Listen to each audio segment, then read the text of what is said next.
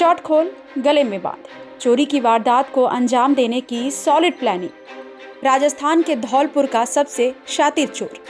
आप देख सकते हैं कि ना तो इसे किसी बात का खौफ है, ना ही वारदात को अंजाम देते हुए सीसीटीवी में कैद होकर पकड़े जाने की झल्लाहट।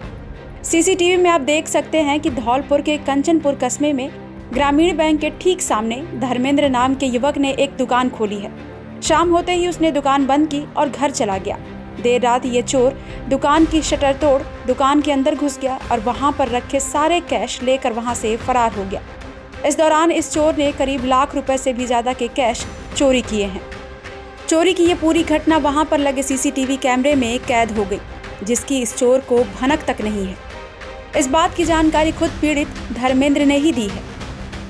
मेरी दुकान सुबह आज करीबन रात 1:42 से टूटी हुई थी और उसमें मैंने अपनी जो फुटेज देखी है वो उसमें 1:42 से 2:02 तक जो बंदा मेरी दुकान तोड़कर उसके अंदर रहा है उसको मैंने उसकी फुटेज देख ली है। और मेरा उसने पहले तो लॉक तोड़ा है, लॉक तोड़ने की कोशिश पूरी की है। उसके बाद में लॉक नहीं तोड़ा है तो उसने कैंची से लॉक को घुमाने की भी कोशिश की है। उसके बाद में उसने पेचकस लिया है, वहाँ से एक छोटा सा पेचकस मेरी उसमें दुकान में रहता है, उस पेचकस से उसने सारा लॉक के साइड में से उसको कुरेदा है। कुरेदने के बावजूद भी उसमें से लॉक नहीं खुला है। तो क्या है कि मेरी तीसरे नंबर की गैरेज में चाबी रहती है।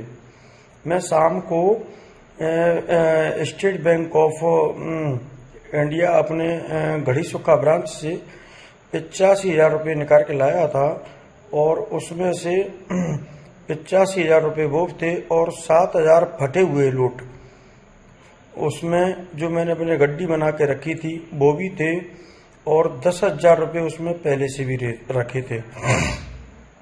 उसके अलावा उसने क्या किया है कि बहुत सारी कोशिश करने के बाद में उसको कैसे भी कोई इंतजाम नहीं हुआ तो उसने मेरी तीसरे नंबर की गैरेज में उसने हाथ डाला। तो उसमें मेरी चाबी में क्या है कि लॉक को बार बार चेंज करके रखता हूँ। तो उसमें क्या है कि उसने हाथ डाला है तो उसमें उसको चाबी मिल गई। तो उसमें 2,02,000 रुपये 1,02,000 रुपये 85,000 एक थे और 10,000 एक थे और 7,000 एक थे। 1,02,000 रुपये थे। उनको निकालने के बाद में उसने कैमरे को बंद किया है। कैमरे की सारी मेरी उसकी सिस्टम था उसको उसने क्षतिग्रस्त किया है। क्षतिग्रस्त करने